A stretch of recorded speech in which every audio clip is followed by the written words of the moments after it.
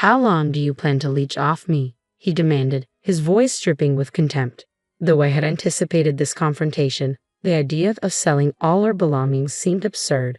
I couldn't fathom how the money from such actions could be of any real value. The term leech was especially unacceptable. Was I really leeching off him? How could he even use such a word? With a dismissive laugh, I looked at him with disdain and calmly declared, "Then I'll leave." His eyes widened in surprise. "Are you serious? Don't blame me if you regret it. And make sure you take the kids with you." He doubted my ability to make it on my own, but I met his gaze with unwavering confidence. "There's nothing for me here anymore. I can live on my own strength. You'll be the one with regrets." My name is Rose. I'm a 40-year-old housewife who married young at 22 and had my first son at 25. Before I knew it, I was blessed with 5 children. The oldest is now 15 and the youngest is 7, making our home bustling with energy. Managing the household's vibrancy has become part of my role, but it's a challenge to keep from being overwhelmed by the children's liveliness. My husband, Ken, is 2 years older than me. We dated through college and married shortly after graduation. He came from the countryside, simple and kind, and I fondly remember introducing him to city life. After graduation, Ken started working at a real estate company, and I joined a furniture manufacturer. Shortly after, he proposed, and we started a family. I quit my job after our first child and focused on raising our growing family. Ken's success in sales seemed promising, and his income provided a sense of security. Little did I know that trouble was brewing in our marriage. Around 7 years ago, when our youngest was born, Ken's attitude began to shift. His once stable job started faltering due to stagnation in housing sales, exacerbated by rising living costs. Late nights became the norm, and coming home after midnight was routine. "There's no bonus this year. How are we supposed to get by?" he vented, frustrated with his company and superiors. "It's impossible. That guy's all about the numbers and doesn't understand the essence of selling houses. I'm sick of it." In these times, all I could do was stay out of his way and support him quietly. "Rose, you should be more grateful. I'm the one supporting you," he said, his anger directed at me. I trembled in fear. "I am grateful," I replied. "But if that's the case, can't you cook better? Your cooking lacks flavor and isn't delicious." "I thought too much seasoning might be bad for health," I responded. "Shut up. I'm the most important person in this house. Are you defying what your husband says?" he snapped. Overwhelmed by his rough demeanor, I reluctantly added more seasoning to the dish. Ken, once gentle and appreciative, had become arrogant and demanding. His pride in supporting the family had twisted his character. As I stood in the kitchen, anxious about our future, I wondered what could be done. His stubbornness and sense of superiority seemed to be growing with age. 7 years have passed, and Ken's behavior has only worsened. "Hey, wash my clothes quickly. Can a full-time housewife even manage that?" he barked. "Is dinner not ready yet? It's only natural to prepare a meal before the master of the house returns. How many times must I say it for you to understand?" Despite being overwhelmed with household chores and caring for the children, Ken's complaints never ceased. "I'm tired from working," he would say. The economic downturn had affected his workplace, with performance fluctuating and some colleagues being laid off. His salary, stagnant for years, had not increased. Meanwhile, our expenses grew with the children's needs and desires for new games and cell phones, leaving me feeling increasingly burdened and unappreciated. While I didn't grant every request, I did make sure to buy what the children wanted for Christmas. I'm grateful for the courage I had back then when Ken's company began to struggle around 7 years ago. As a full-time housewife, I found a hobby that brought me daily joy, and unexpectedly, it started generating income. What began as a way to vent my frustrations with Ken's blaming has surprisingly become a significant source of financial support for our family. Life is unpredictable, and having my own source of income has made me appreciate being able to purchase things I want with my own money. For a long time, I kept this new income stream a secret from Ken. I've been using it to buy the children's birthday and Christmas presents, which he probably assumes are covered by his earnings. Ken has always been careless with money and not one to manage our finances, so I've handled our budget since the start of our marriage. I saw no need to clarify that these gifts came from my earnings. Having an income that I control has provided me with immense mental relief. Despite the challenges of earning money, the satisfaction of seeing my work appreciated is unparalleled, especially when compared to the silent dedication required for housework and childcare. It often feels like housework and childcare are the toughest jobs.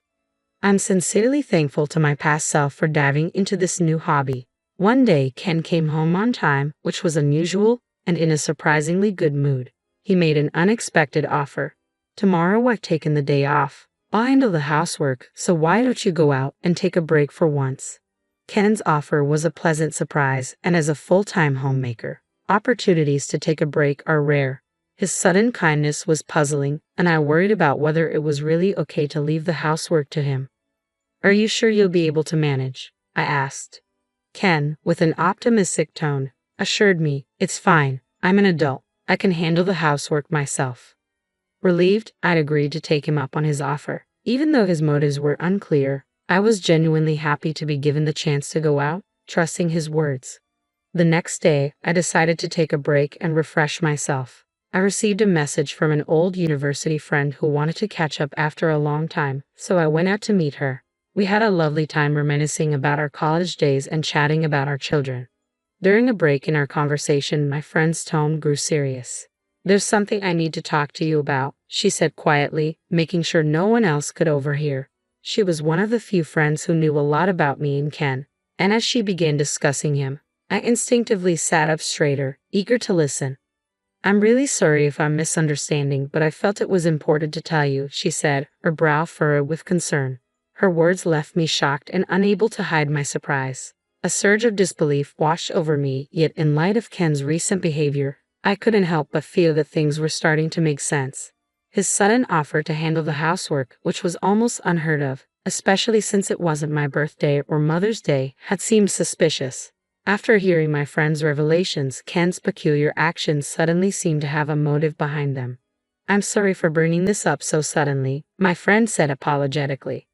I didn't want to lie to you. Thank you for telling me, I replied, feeling a mix of gratitude and shock.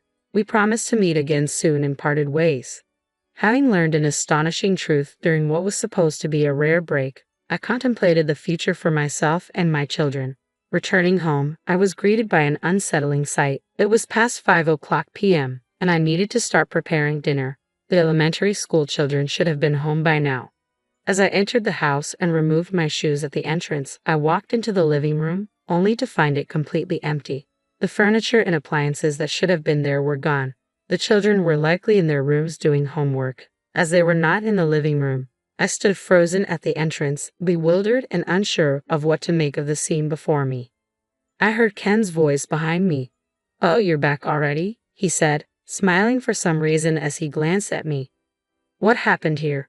Why is all the furniture gone? I asked, my confusion growing.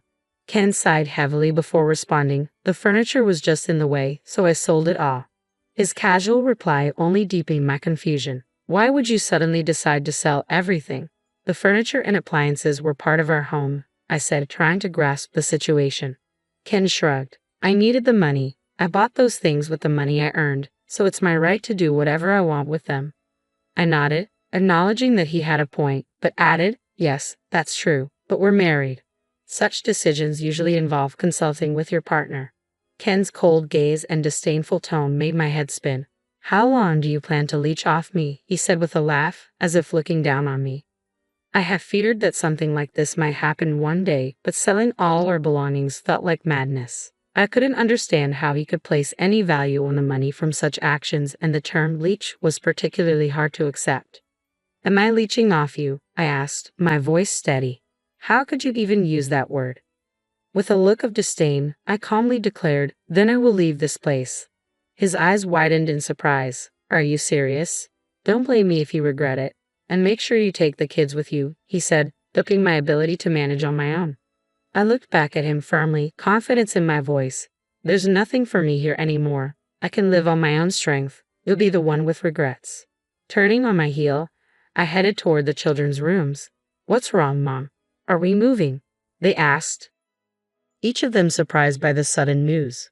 The younger ones, not fully understanding the situation, bounced around excitedly at the thought of a move. With almost nothing left to pack, we left the house quickly. What about Dad? One of them asked. Dad will stay behind, I replied.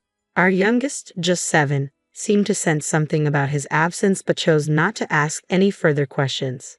I found a hotel that could accommodate all 6 of us and decided to spend the night there.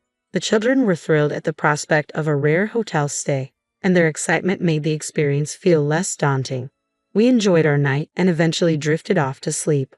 The next day, after dropping the kids off at school, I headed to a real estate agency, motivated by the recent upheaval to find a more spacious home. I bravely inquired about purchasing the tower apartment. The agent showed me several options, and I ultimately decided on a luxurious tower mansion worth $1 million. It was newly constructed and ready for occupancy within a week, which made my decision easier. After finalizing the purchase, I busied myself with arranging the loan and managing various tasks related to the move. Despite the whirlwind of activity, I felt a surge of excitement about this fresh start.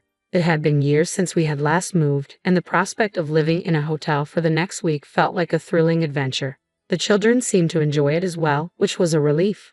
On the day we moved into our new high-rise apartment, we arrived empty-handed, but the children were awestruck. "Wow, is this our new home?" they exclaimed. "It's amazing. It's so spacious." They eagerly began exploring the new space with wide-eyed curiosity. The property boasted excellent soundproofing, making it a comfortable living environment for our large family. Breathing in the fresh air of our new home, I felt a renewed sense of purpose and excitement about starting over. In the following days, we gradually acquired furniture and set up our living space. The children quickly adapted to our new life, enjoying the stunning night views from our windows. I felt a newfound freedom compared to when I had been living under Ken's influence. One Sunday, 2 months after moving in, I was relaxing with a cup of tea in the living room when the intercom rang. At that time, the children were happily playing in their rooms, and I couldn't help but feel a sense of contentment in our new beginning. I answered the intercom and was startled to see Ken's face on the monitor. "I finally found you," he said, his voice demanding. "Why are you living in a place like this? Open the door and let me in." I hesitated, unsure how to respond. I didn't want to let him into the apartment, but causing a scene in the lobby would inconvenience the other residents. Since we were still legally married, ignoring him entirely wasn't an option. Eventually, I decided it would be best to let him come up and speak with me. I pressed the button to open the entrance. It took him a while to reach my floor, likely confused by the elevator system. 10 minutes later, I heard him shouting from the entrance, and I hurried to open the door. "What's the meaning of this?" he demanded as he stepped inside, his voice filled with disbelief. "Why are you living in such an expensive apartment? It doesn't make sense for a housewife to be in a place like this." Ken's harsh words and insults were met with silence. The children, alerted by their father's voice, briefly peeked out of their rooms before my eldest son guided them back. "You were the one who told me to leave," I responded calmly. "I did as you asked and brought the children with me. So you have no right to complain." Ken seemed unable to accept my independence. He had never managed the household finances and was oblivious to how money was being spent. "You think you were supporting the family, but your income alone couldn't support us," I continued. "Your company was failing, and you were giving me fake pay slips." Ken took a step back, stunned. "How did you know?" he asked, clearly shocked that his deception had been uncovered. I sighed, recalling how he had provided falsified pay slips showing a lower amount than what he actually earned. Once I took over managing our finances, I discovered the truth. It's impossible for me, as the one managing our finances, not to notice discrepancies, I explained. Records showed that more than half of the deposit was withdrawn immediately. I assumed you needed some pocket money, but the $680 left over seemed odd when your actual pay should have been $2,700. Ken protested. "It's my money. What's wrong with spending it how I want?" "Exactly," I agreed. "But you never gave me any money to spend freely, so I decided to earn my own. I've become a popular influencer among housewives. What started as a hobby has turned into something much bigger. My video channel now has 1 million subscribers." Ken's eyes widened in disbelief. 1 million subscribers? You're an influencer? "Yes," I confirmed calmly. "I focus on how a full-time housewife can efficiently manage household chores, and my channel has become quite successful." Ken's astonishment was evident, and the children, curious about the commotion, peeked out of their rooms once again. It felt almost like a scene from a storybook, with Ken struggling to grasp the reality of my newfound success. I continued posting videos showcasing various homemaking techniques, which resonated with many people in similar situations. The positive feedback poured in, with comments like, "This is a great idea," and "I tried the cleaning product you recommended." The number of followers on my channel grew rapidly as a result. Last month, I received an offer from a TV producer, which gave me the opportunity to appear on television. The income from this hobby had become substantial enough to cover our living expenses and allow me to buy things for my family. I had kept this success a secret, anticipating that you might oppose it. But I've been contributing to our household with my earnings, so you shouldn't have any complaints. Ken, however, was incredulous. "It's unbelievable that you didn't tell me. We're married. Important things should be shared," he argued, raising his voice. At this point, I decided to reveal a long-held secret. "Oh, and why didn't you tell me about your affair?" I asked. "I met an old university friend recently. She mentioned seeing you enter a hotel with another woman. That's what my friend told me the day I left." "What affair? What are you talking about?" Ken asked, clearly flustered. "I have proof," I said, showing him the photo my friend had sent me. Ken's face went pale as he looked at the image. "Why do you have this?" he asked, shocked. "Well, obviously to have an advantage in case we get divorced," I replied. "Divorce?" Ken seemed flustered and unprepared for this turn of events. "Please don't take it to court. I beg you.